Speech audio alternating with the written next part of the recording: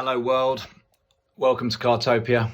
I'm Nikki, some of you already knew that. I'm here on a Sunday morning, still morning, and I'm not meant to be working, but here I am finding myself working. I've designed an Excel spreadsheet. I mean, that's how I get my kicks on a Sunday. I don't know about you, what do you like doing? For me, it's Excel spreadsheets about how economical electric vehicles are going to be in the future. That's just, I'm a crazy guy. Anyway, here's my spreadsheet. I'm going to try and make this public so that you can access it yourself, although I don't want you editing it because that would mess my spreadsheet up. But what I've done, I wanted to have a look. I've just got the Carver S Plus, which you may have seen on my feed. Feed? Do we call it a feed? Whatever. And I wanted to know how economical it was. And also I wanted to look at how economical it's really going to be going forward when the energy price cap comes in October. Forget the January one. Ofgem in the UK have decided that every 3 months they should rip people off. And it's going to make electricity more expensive than gold. So I could power the house on gold, it would be cheaper. If I could put little bits of gold in my car, in my electric car, it would be cheaper. But nevertheless, here I am, invested into electric vehicles, as many of you are or are thinking of doing. And the question has come up, just how economical is an electric vehicle? So what I've done, the green line here is today's prices. It's a VW ID3. This is a VW Golf 8 R-Line 1.5 ETSI 150 PS 7-speed DSG 5-door. That's specific, isn't it? The reason I'm looking at that is because that is the best Golf you can buy, as far as I'm concerned. New, brand new. Really the Golf 7 GTI or an R, but we're not going into that. So I'm looking at brand spanking new, how much does the car cost and how economical is it according to the manufacturer's official figures. So here we go. The VW ID3, which is fully electric and has a maximum battery capacity of 62 kilowatt hours capacity versus that awesome little Golf petrol, which has a 50 litre tank of unleaded. Now, what I've done down here, you can see these are prices, okay? So what I'm looking at here is £1.69 a litre, which is what I'm currently paying down the road at a supermarket petrol station. It's obviously going to be more if you're going to one of the big brands. 17p per kilowatt hour is what I currently pay. That's a night rate because we have a day rate and a night rate here. So if I'm charging my car up at night, specifically and only, then I would expect to pay 17p per kilowatt hour, and that's with Utility Warehouse, who Martin Lewis at Money Saving Expert considers to be the best in terms of prices for the consumer. So here we go. 17 pence per kilowatt hour versus £1.69 at the pumps gives me here. So remember, the green line is the ID3, the blue line is the Golf 8. Now, if you want to jump ahead of yourself here, we're looking here. Now, this is assuming the price of energy goes up and the price of fuel. Now, I've put here goes down. And I'll show you, in fact, I'm going to do that now. I'm going to quickly just jump down here and I'm going to go down. So let's assume it goes down to £1.59 a litre. Only 10p, only 10p. And this here, this 0.63, I'm jumping ahead of myself a little bit here, but it helps. The 0.63 is the fact that at this moment in time, I spoke to Utility Warehouse yesterday because I'm basically trying to sort of tighten up the belt, as it were, and I want to make sure we're on the best tariff going forward. Long story short, if you were to phone Utility Warehouse today and sign up for their best rate going forward, the September rate before the October price rise will give you a day rate of 63 pence per kilowatt hour. Now, this is horses for courses because I'm looking at a 17p is the bare minimum and I'm looking at a 0.63 is the absolute maximum. Okay, so it's not a perfect comparison, this, but I wanted to give myself the best idea of what it's really going to look like going forward. The other reason I've done this is because the price is going up again in January. So who's to say that 0.63 is even going to be the maximum when it comes to how much you could be spending on your electricity. So that aside, should we get on with it? Right. So what I've got here is the cost to fill. Now, it's very simple. The way it works is it's 50 litres times by £1.69. 50 times by £1.69 gives you £84.50. That's how much it's going to cost to fill up the Golf. The ID3 is 62 kilowatts times by 17 pence. So to do that, 17p times by 62 gives you £10.54. But it's not horses for courses, because the ID3 will do a range, according to the manufacturer, who knows if it's actually accurate, of 215 miles on a full charge. That's a full charge, 100%, even though they tell you to only fill up to 80% of its battery capacity to keep the battery healthy for longer. The Golf has a stated maximum range of 661 miles on a full tank. That's 50 litres. Now, I'll be honest, if I believe that, I'll believe anything. I mean, I'm assuming that 661 miles is because you're going downhill the entire way and there's a wind behind you, massive tailwind, like a hurricane force tailwind that is pushing you down the hill. But I'm going with the manufacturer's figures, because if they're wrong on one, you'd like to think they're going to be as wrong on the other. So 661 miles. Now, we can work out from that a consumption, because 661 divided by 50 comes to 13.22 miles per litre. And in a similar kind of division, working out mathematical thing, the consumption of the electric vehicle is 3.47 miles per kilowatt hour. Now, you'll see this doesn't change when we go to our prices for the future. So, what does this mean in terms of cost per mile? It means this. So, if we're looking at the top here, so it costs about 5p to do a mile in the ID3. So regardless of the fact that this only does 215 on a full tank or full charge, this does 661 on a full tank, it's costing you, here we are, 0.5p, so 5p, 0.49, 5p to do a mile, as opposed to almost 13p to do a mile in the petrol. So immediately you're thinking, fine, that's got to be a saving. That's absolutely got to be a saving. And it is, because if we go to jump a little bit here from the cost new, so this is how much these cars cost new. If we look at the 10,000 mile per annum, so 10,000 miles at 5p charging is going to cost you 490 quid to do 10,000 miles, as opposed to £1,278 to drive the petrol car. Now that's a big saving, there's no doubt about it. That is worth thinking about. I'm not factoring in here how much it's going to cost to maintain the vehicle. Obviously, electric vehicle maintenance is going to be significantly cheaper.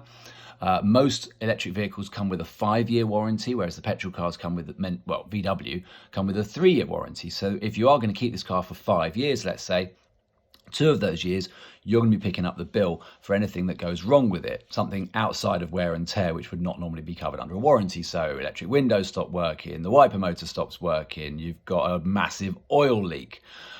Obviously, that problem is not going to be a problem on an electric vehicle, but likewise, battery cells not charging or massive range depletion. Those things are not going to be a problem on a petrol vehicle, but 5-year warranty on an electric vehicle. So we're not factoring in that, and obviously that makes a difference. But here's what makes a big difference. When we start looking at this price down here, now energy is going to start costing more because our government has messed up big time, and there's a war on, apparently, you may have noticed.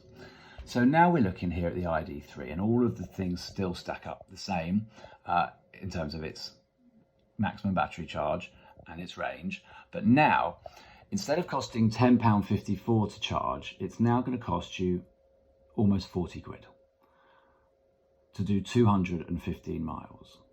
Now the petrol, I'm assuming, as I said here in the title, assuming the price of energy goes up and fuel goes down. Now I'm only going down 10p. I'm only going down 10p.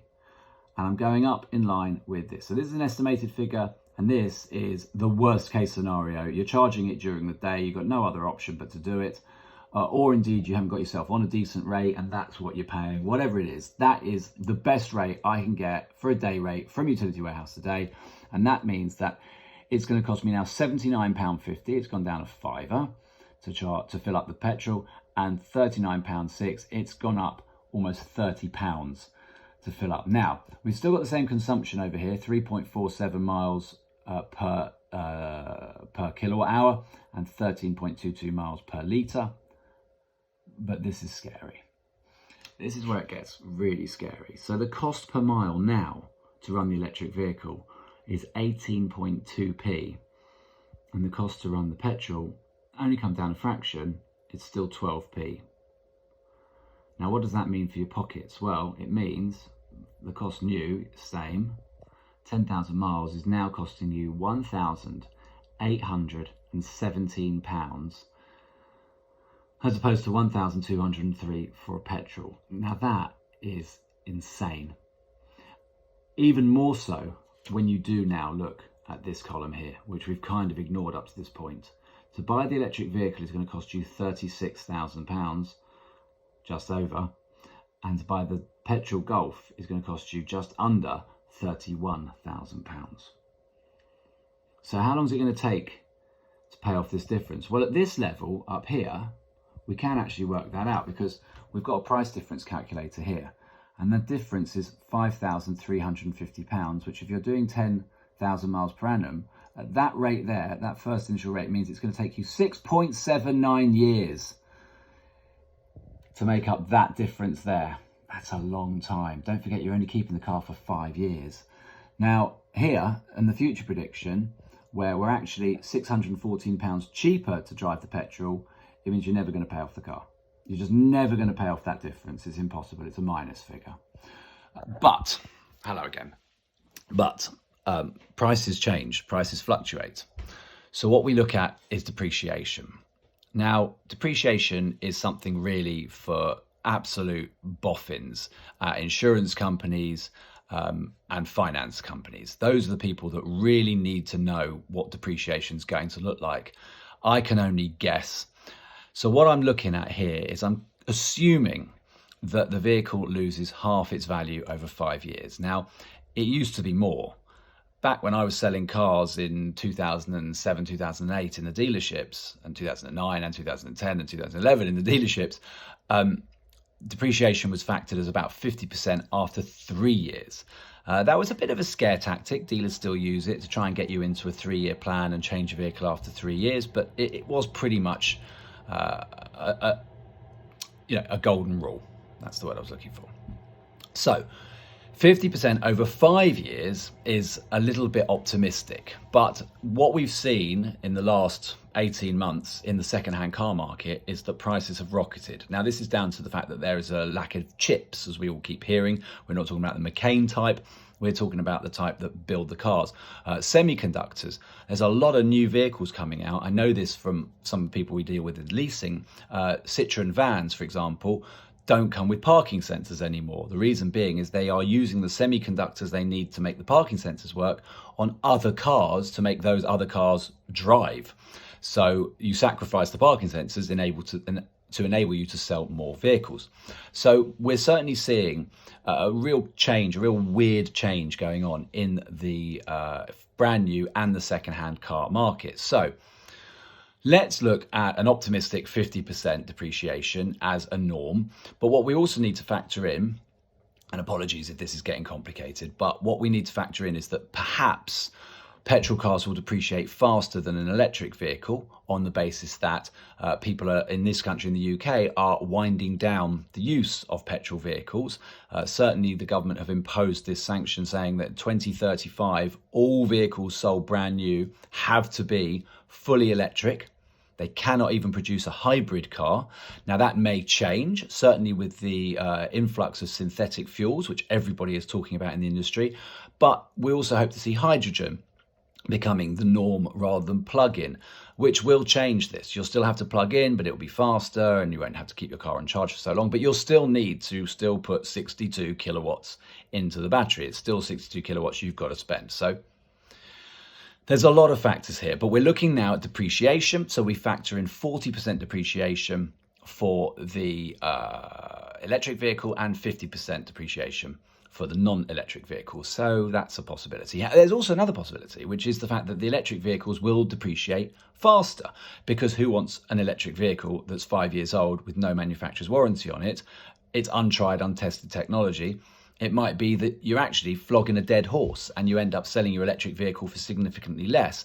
And if synthetic fuels have come out and it is cheaper by the margins that we're seeing here to drive an electric car and greener, to drive a non-electric car and greener than it is at the moment, then it might be that we'll actually see electric cars depreciate more and potentially the fuel cars depreciate less. It's a very complicated thing. So what I've done, cut to the chase, Nikki, for God's sake. What I've done is I've created these 4 columns. So these 4 columns show 50% depreciation, 40% depreciation, 60% depreciation, and 70% depreciation. And then these columns down here, again, show the electric ID3, the petrol Golf 8 at today's money, and the ID3 assuming 63 pence per kilowatt, and the Golf 8 assuming 1.59 pence per litre. So you can do your own kind of calculations here. If you want to pause this video now on this screen, and it's been a very long video, and I'm very impressed that you've watched for this long, but if you want to pause this video on this screen, you can kind of work out your own calculations. So for example, in today's money, if we got 50% depreciation on the electric vehicle, you'd be looking at £342 per month over 5 years. So the way we work that out is we take off how much you lose. So that would be the total cost after 5 years, including depreciation of the vehicle. So although it's a £36,000 car, when you sell it, you actually have paid £27,000. That's how much it actually will have cost you. So we work out the depreciation, and that means it's going to cost you £342 a month when you factor in that. This price, by the way, includes 5 years of 10,000 miles per annum driving and charging, based on manufacturer's figures. We need to be clear of that. So if you take this as a rule, obviously, as I say, it's a bit of an estimate, but nevertheless, well, I say a bit of an estimate, it's an estimate, but 342 quid is the 50% depreciation over 5 years monthly cost on the ID3. Now, we know it's not going to beat that, because we know that in October, we're going to be down here at this price here. So assuming you pay 63p per kilowatt hour, you're actually going to be paying £453. Now that's assuming 50% depreciation. Worst case scenario is assuming 70%, which will give you £574 a month. And if you look at those figures, at absolutely no point in the Golf 8 figures are you anywhere near the worst case scenario. I say worst case scenario because you're never going to lose 100% of the value of the vehicle over 5 years, and 70% is pretty extreme. So let's not look at 70%. Let's look at something less extreme. Let's look at 50%. And if we look at 50%, that ID3 is going to cost you £453. And again, for it to be better value than buying a petrol car, your petrol car will need to lose 70% of its value in the same time that yours only loses 50%. I mean, these figures just scare me. And we're not done. You may have seen earlier in the video if you watched it, but over here we've got the future prediction for petrol prices and electric.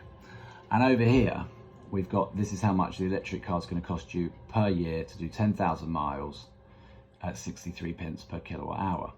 So I asked myself the question, how expensive does petrol have to be before it makes sense to buy an electric car now?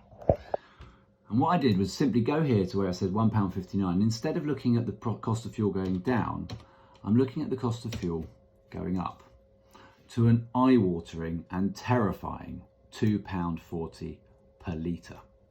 Now, instead of it costing £79.50 to fill up at £1.59 or £84.50 to fill up at £1.69 per litre, so that's £1.59 down here. Oop, I've done it already, £1.69, there you go. It's now going to cost you £120 to fill up a 50 litre tank.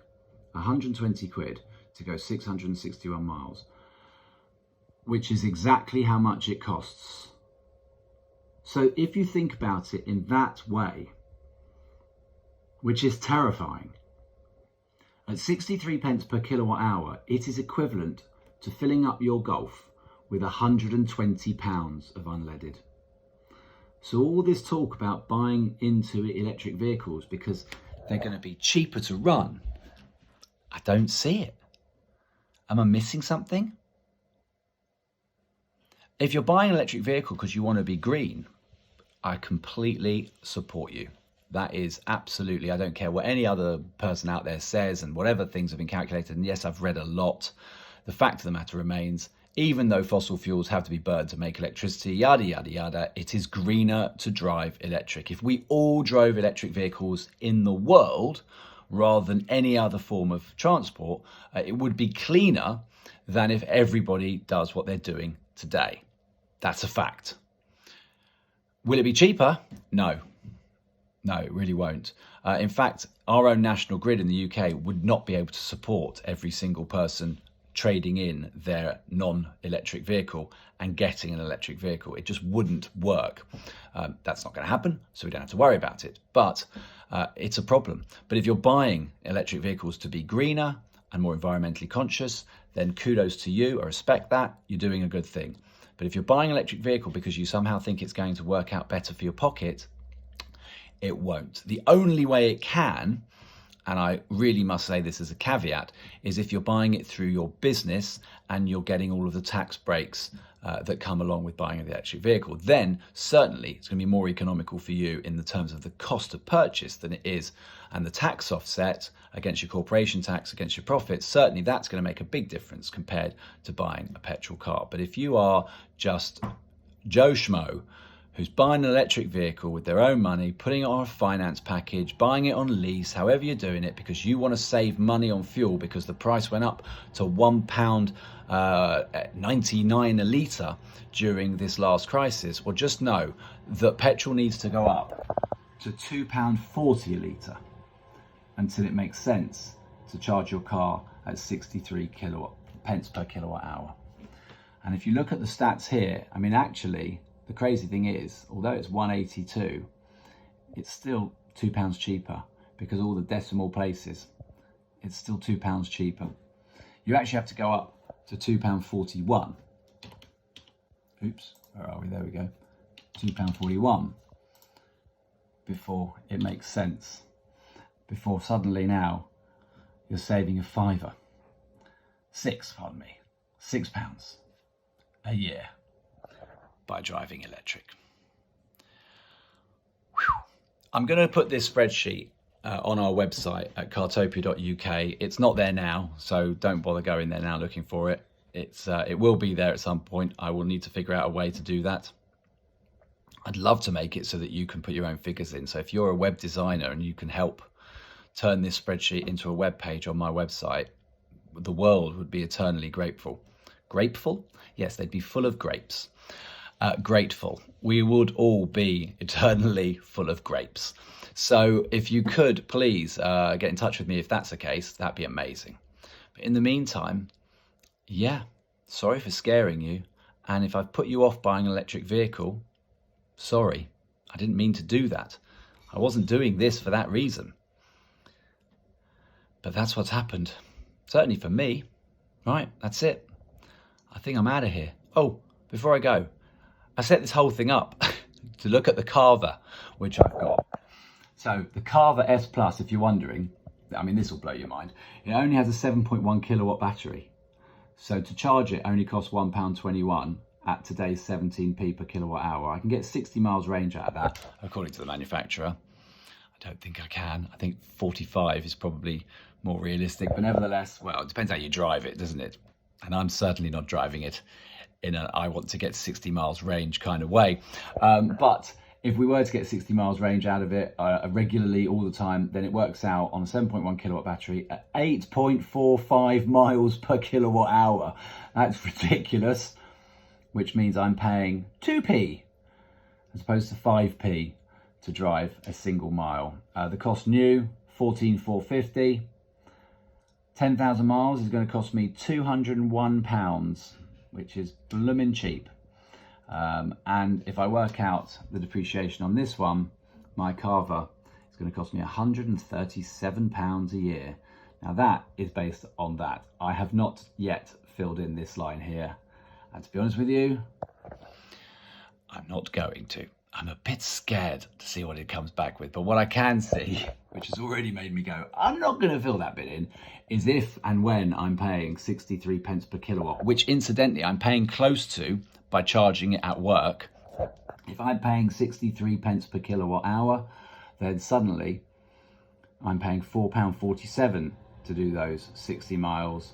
Suddenly it's now 7.5p per mile, which means it's now going to cost me £746. I could cry. Right, that's it.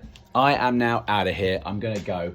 Down the bottom here, you'll see we've got this BMW ID3. Sorry, not ID3, BMW i3S. That's one of my customers, Rob, who asked me after I showed him this spreadsheet. He said, how much is my i3 costing me? So we've done the figures all down here, which you may have caught in the video at the bottom. You might have noticed it and looked at it. You could always go back and watch it. But if you want to know how much your electric vehicle is going to cost, and you'd like me to compare it to a petrol car, I'm happy to have a go at that. Let's see how that works out. So if you've got an electric car you're thinking of buying, tell me which one it is. I'll get all these figures set up. Tell me the petrol car you'd like to buy as an alternative, and I will show you just how much the price difference will be in terms of just how economical is the electric vehicle. Right, I'm out of here. Bye!